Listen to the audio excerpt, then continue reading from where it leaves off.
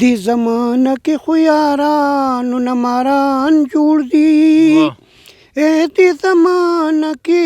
خو یارانو نه ماران جوړ دي کم یوه شکې په زړګي باندې چې چلی نه دی کم یوه شکې په زړګي باندې چې چلی نه دی باندې چې چلی نه دی ما د رقیب قسم په ژوند چرته منلی نه دی غماز مې خوا کې د جانان چرته لیدلی نه دی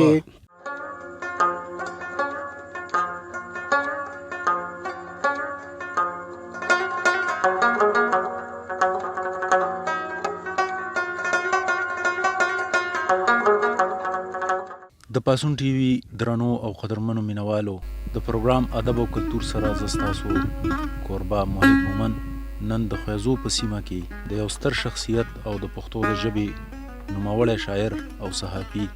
امیر صادق صاحب سره نن موږ موجود یو. د خیزو سیمه ده.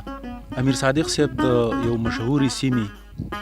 جلبۍ کلي اوسیدونکی دی. جلبۍ سیمه د پښتو ادب د چاربیتې د استاد اغلي عبدالواحد صاحب ټیکدار کلی دی. د صادق صاحب تړون په دریو حوالو ډیر مضبوط دی. یو چې هغه د جلبۍ کلي سره تعلق لري کومه چې یو مردم خیزه سیمه ده. دویم هغه د عبدالواحد ټیکدار صاحب په شاګردانو کې راځي او دریم د هغه ډیر نږدې تعلق د پښتو د فلمي سندرو د استاد امیر غلام صادق سره نږدې پاتې شوی دی. صادق صاحب په پروګرام کې درته هرکلی او مننه کوو. ستاسو ډېره مننه جي. زه ستاسو د چینل ډېره شکریه ادا کوم او ستاسو چې تاسو ما ته دعوت راکړو او زما نه د یو څو خبرو تپوسونو په باره کې تاسو ما سره کښېناستئ نو زه ستاسو ډېره شکریه ادا کوم او چې څه سوال کوئ انشاءالله تعالی د هغې جواب به درته کوم. درته زما نوم امیر صادق جلبیوال دی د ضلع صوبۍ جلبۍ کلي اوسېدونکی یم. صادق صاحب ژوند مو څنګه روان دی؟ ژوند جي ډېر ښه روان دی. واسطه مې د پریس سره ده، پرنټینګ پریس ورسره چې کوم دی نو د هغې کار م ورسره کومه او کارډونه پیډونه او دې سره په هغې باندې خپل د روزۍ هغه بچو دپاره دغه کومه چې هغه زه په دې جنګي ماله کې پېښور کې زه دا کارډونه پیډونه او دا جوړوم او خپل د ژوند هغه لمحې پې تېرو. پښتو ادب ته پښتو شاعرۍ ته څنګه توجه را وګرځوله؟ کم وخت و څومره وخت وشو چې د ادب سره علاقه لرئ؟ د پښتو شاعرۍ سره خو زه تقریبا د 21-22 سال په عمر کې شوق مې پیدا شوی دی خو په ما باندې داسې یو ډېر عجیبه غونې واقعات راغلي وو چې د هغه لکه څنګه چې یو کنټرول د اوبو نه ډک شي او بیا د هغې اوبو کنډول نه هغه اوبه تویږي هغې نه شاعري جوړېږي نو دقه شان کار ما سره شوی دی او د دې دی نه زه لاړم کراچۍ ته او په کراچۍ کې ما یې څه کاروبار روان کو هلته ادبي ملګري نو د هغی سره به زه کېناستم پاڅېدمه بیا هغه یې یو رساله یې ښکه چې هغه غلام رحیم هادي کوټیګرامي د هغې ایډیټر او حافظ انچارج زومه نو په لومبۍ جله باندې زما تصویر چې کوم دی نو په ټیټل باندې زما تصویر لګېدلی او ورسره به په ادبي محفلونو کې کېناستمه او زده کړه به مې کوله نو بس هغې سره الله پاک ما ته دوره دغه راکړو چې زه اوس نن سبا انشاءالله تعالی خو د هر څیز نه د ردیف او کافیې نه خو واقف یم چې ردیف څه له وایي، کافیه څه له وایي، نظم څه له وایي، نثر څه له وایي، رباعي څه له وایي که نه. نو بس دې مرګرو نه مې د ښو کسانو نه مې زده کړه کړې ده او په پېښور کې د ډاکټر محمد اعظم صاحب سره د ډاکټر راج علي شاه خټک سره د میا فاروق فراق سره د وحدت اخبار دی سره کلندر ممن سره دوی ټولو سره زما ملاقاتونه شوي، اکرام الله ګران صاحب سره او په ایران سفارتخانه کې خانه فرنګ کې ما څو پروګرامونه کړي دي خو اوس کای دعوت هم راکړي نو زه د خپلې مجبورۍ د وجې نه او د خپل غمونو د وجې نه زه نشم تللی هغې پروګرام ته. د عبدالواحد صاحب ټیکدار موږ ذکر وکړو د هغوی سره ستاسو څومره وخت تېر شوی او څه خوږې خاطرې تاسو په ذهن کې لرئ زموږ مینوالو سره شریکول غواړئ؟ زه د عبدالواحد ټیکدار صاحب سره ډېر په کم عمر کې ملاو شوی ما او د شاعرۍ سره مې شوق و او هغه سره به کېناستم خو ما ورته ځان ښکاره کولو نه چې زه شاعر یم یا داسې مات ګوټ شعرونه مې د بلکل لیکل به مې یو ورځ مې یو شی ولیکلو او هغه مې ورته دغه کو چې یاره جي دا وګوره او زه شاعرۍ سره مې شوق دی څنګه چلو کوم نو هغه ما ته وی چې یو وصیت در کوم چې ته به چاربیتې پله نه ځې نو ما یې ولې صاحب چاربیتې پله ما ته یې وی چې چاربیته داسې وخت را روان دی چې چا سره به دوره ټیم نی او چاربیته چې سړی برابر نو هغه 15 منټه 20 منټه په چاربیته باندې لګي په ویلو باندې نو ته به رباعي پله غزل پله او سندرې پله داسې دي نو نظم پله آزاد سیز پله دی چې د هغې څلور یا 15 شعرونه یې نو ته به دغه شی دغه کې ولې چې تا به وي زبرګ دی ځکه هغه وخت چې چا سره دوره ټیم نی د هغوی چاربیتې د هغوی څه خاطرې چې تاسو لیدلې وي څنګه سړی و هغه څنګه ژوند تېرېدو که د هغې په حواله موږ ته ووایي ډېر زبردست انسان او دا د ټیکیدارو دغه دا کورونو آبادي مبادي چې ده نو دا به دغه کوله او شجرې چې کومه ده نو د سید خاندان سره وه هسې د ترکاڼانو په محله کې په دغه کېدو بیا د یو کیس هم داخل کړو چې زه زما شجره چې ده نو د سید خاندان سره زه خپل سید خاندان سره تعلق ساتم د سید خاندان کې پیدا شوی یم نو د هغه کار به دغه د ټیکیدارو د ټیکې میکې به اغشتي او هغه په دغه کې مشغولتیا وه دا کورونه بنګلې منګلې او دا سیدونه به جوړول دغه مشغولتیا وه او زه ورسره به لکه لږ عمر زما دغه سره کېناستل پاسېدل شوي دي یو بل ذکر موږ په شروع کې وکړو چې د پښتو د فلمي سندرو یو نوموړی نوم امیر غلام صادق صاحب ذکر موږ وکړو تاسو لیدلی او ستاسو ورسره وخت تېر شوی زما یو ملاقات شوی ورسره امیر غلام صادق صاحب سره خو ما ولې دا نه ویلي چې دی چې هسې زه به د ښه شاعر کتوله به تلمه چېرې دا فلمي دا ګانې مانې به یې راتلې نو زه به تللی وم یو ملاقات صرف شوی دی ورسره په جلبۍ سیمه کې دا وخت په پښتو ادب کې څه هلې ځلې روانې دي هلته شاعران ستاسو ټولنه ده تاسو څنګه غونډې کوئ په اجلاسونه کېږي باقاعده په توډیري کې زمونږ جانې سبزی دی او یو ملګری دی هغه چې کوم دی نو هغه یو دغه جوړه کړې ده یو جرګه جوړه کړې ده او زه پکې خپله د هغې چې کوم دی نو دغه یم د پریس سیکرټري یم او باقاعده اجلاس کو په هر جمعه باندې زمونږ اجلاس کېږي دا جمعه چې ده نو په مانکۍ کلي کې د امام صاحب په جونګړه کې مونږ اجلاس کړی دی او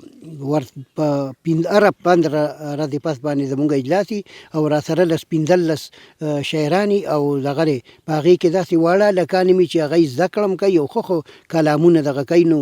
زمونږ خو وخت تېر دی خو مونږ وو چېرې د هلکان هم دې ادب طرف ته را مخکې شي هغوی له لار مار سمو را سمو که څه کمې پمبۍ پکې نو هغه له وایي چې دا دغه که که نه صادق صاحب تاسو خپله پښتو ادب کې په شعر و شاعرۍ کې کوم صنف سره شوق لرئ نظم کې نثر کې یا په غزل کې چاربیته کې لوبه کې کوم څیز خوښوئ زما خو ډېر شوق چې کمی که نه نو هغه پکې په هره موضوع باندې ما سره لکه رباعي شوه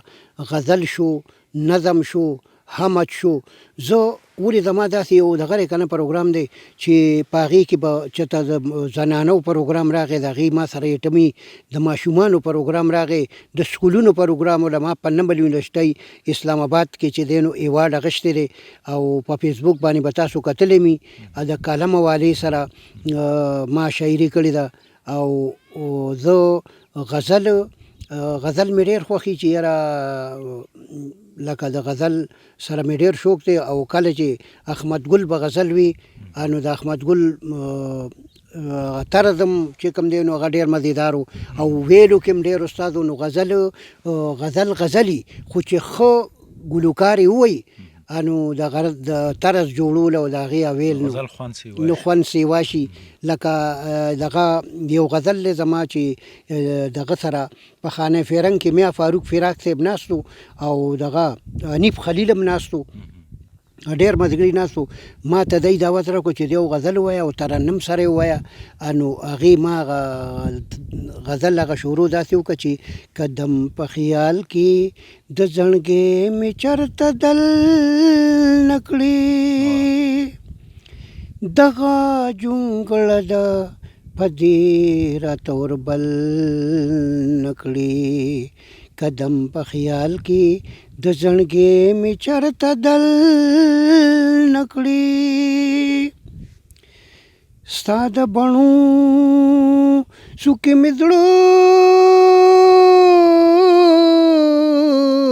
کې ګله لار جوړوي لار جوړوي ستا د بڼو څوکې مې زړه کې ګله لار جوړوي هو ما ته په مړو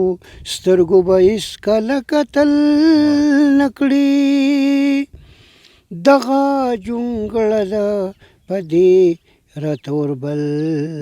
نه کړې قدم په خیال کې د زړګې مې چرته دل نه کړې. ډېر ښکلی. قدرمنو اورېدونکو او کتونکو د صادق صاحب سره به مرکه دوام لري. راځو د یو وړې دمې نه پس.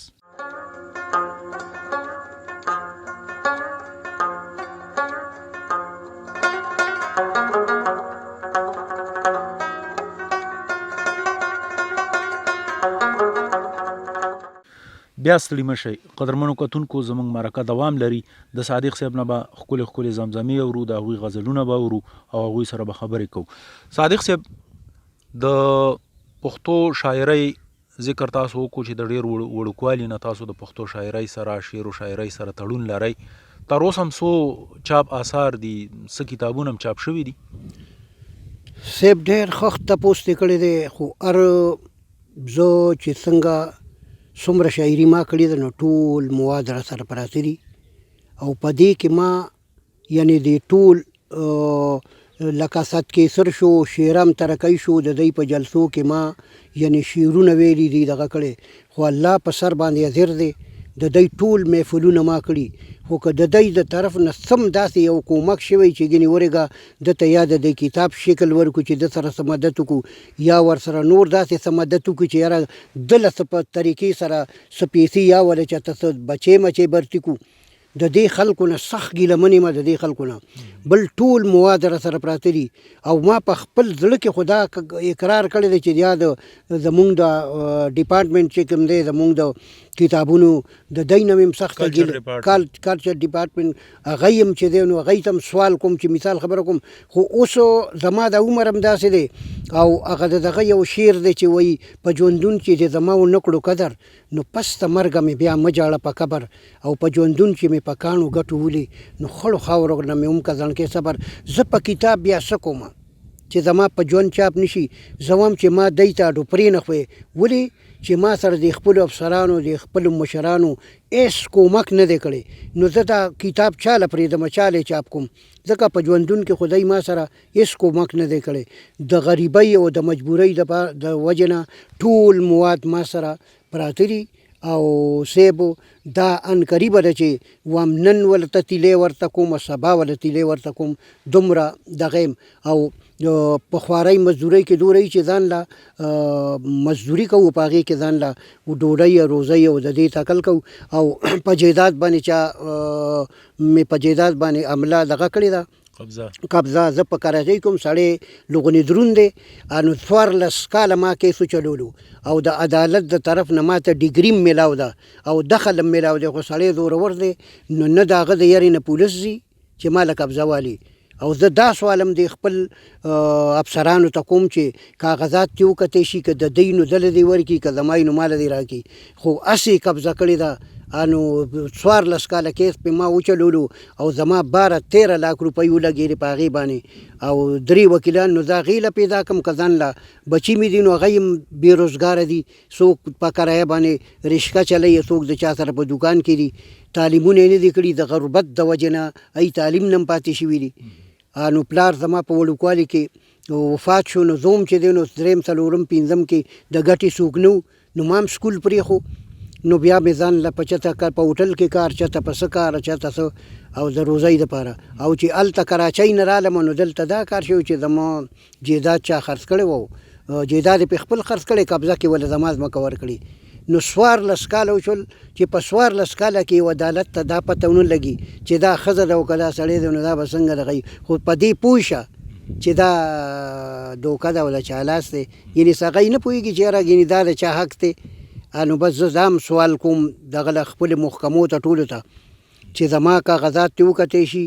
او ما 14 کاله ستړی شوم ما ته پته ده ډیګري میلاو ده دخل میلاو دی نو چې د یو عدالت نه جج دخل ورکړي چې دا ځمکه دې دله ورکړی شي نو بیا هغې کې د پټواري څه کار دی چې هغه دغه نه راځي که نه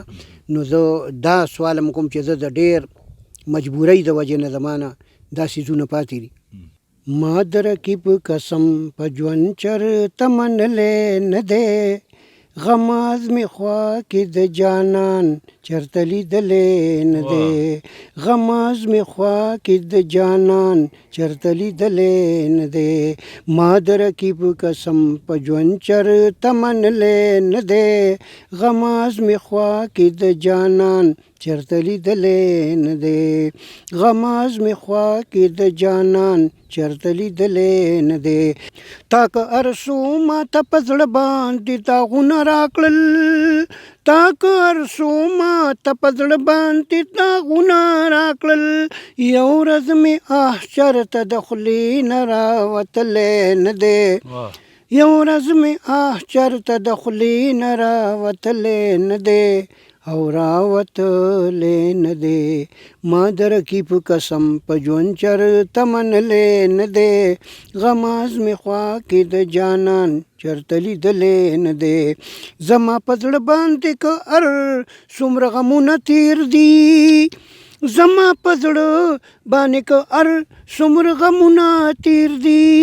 د زړګي حال مې په خوله چاته وهلی نه دی د زړګي حال مې په خوله چاته وهلی نه دی چاته وهلی نه دی ما د رقیب قسم په ژوند چرته منلی نه دی غماز مې خوا کې د جانان چرته لیدلی نه دی خیر د وصال غواړم صنمه څه مجرم خو نه یم خیر د وصال غواړم صنمه بیا ستړي مه شئ قدرمنو اورېدونکو زموږ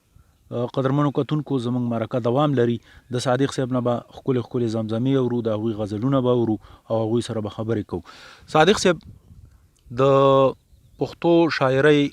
ذکر تاسو وکړو چې د ډېر وړوکوالي نه تاسو د پښتو شاعرۍ سره شعر و شاعرۍ سره تړون لرئ تر اوسه هم څو چاپ آثار دي څه کتابونه هم چاپ شوي دي صاحب ډېر ښه تپوس دې کړی دی خو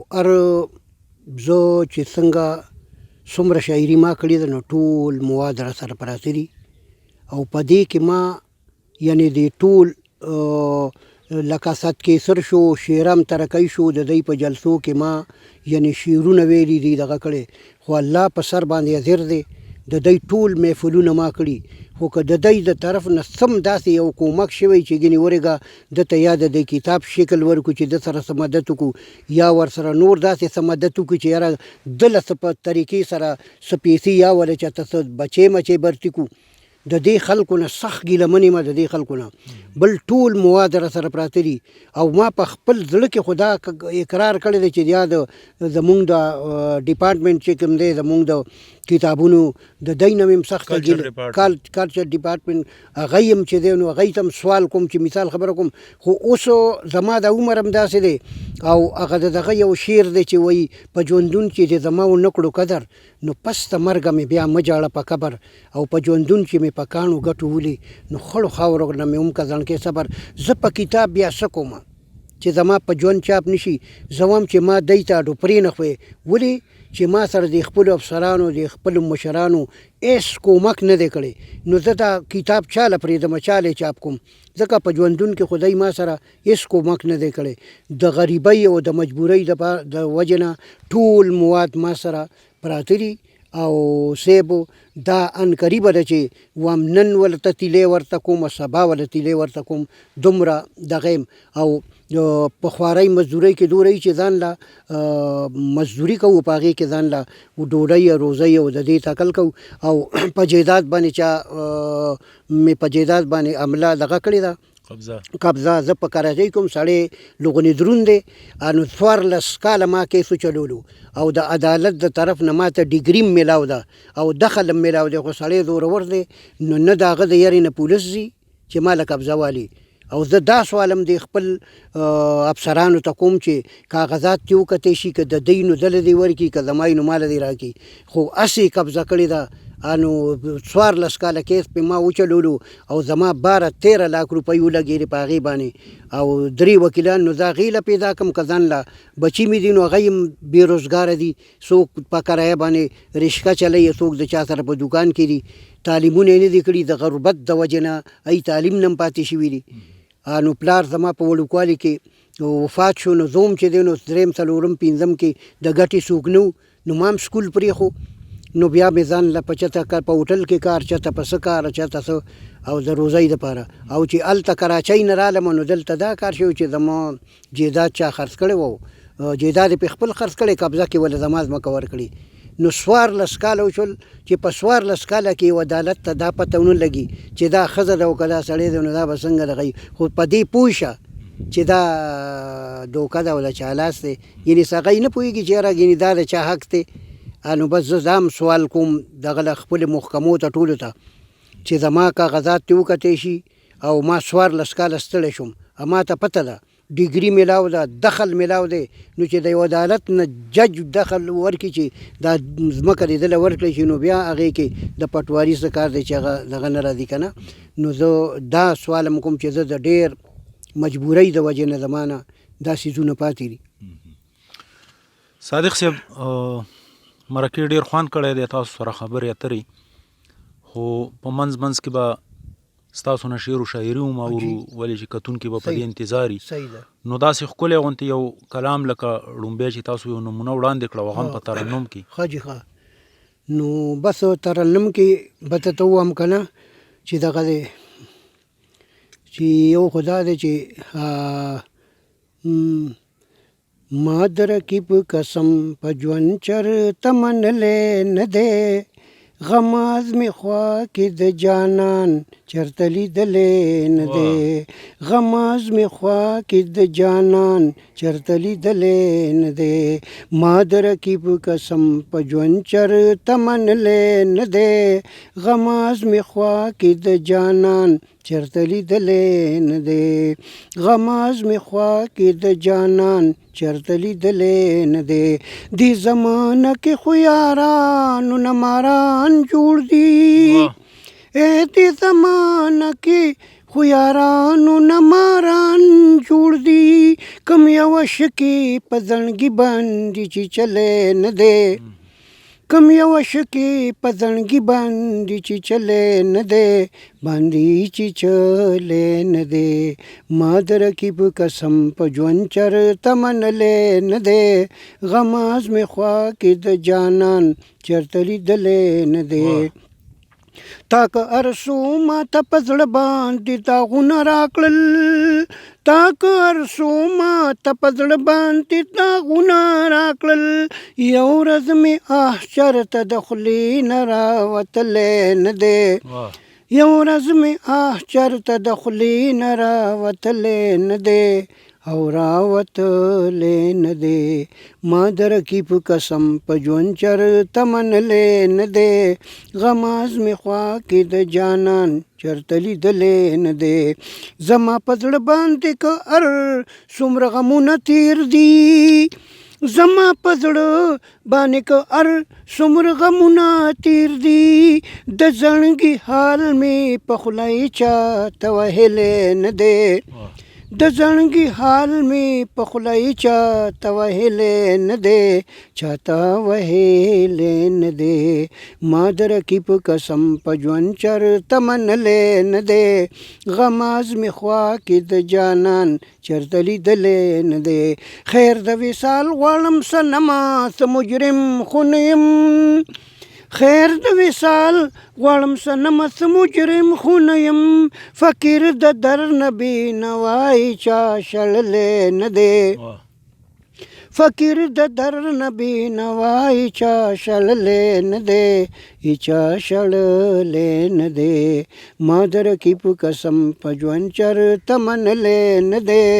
غماز مې خوا کې د جانان چرته لیدلی نه دی ضمیر صادق ته په زړګي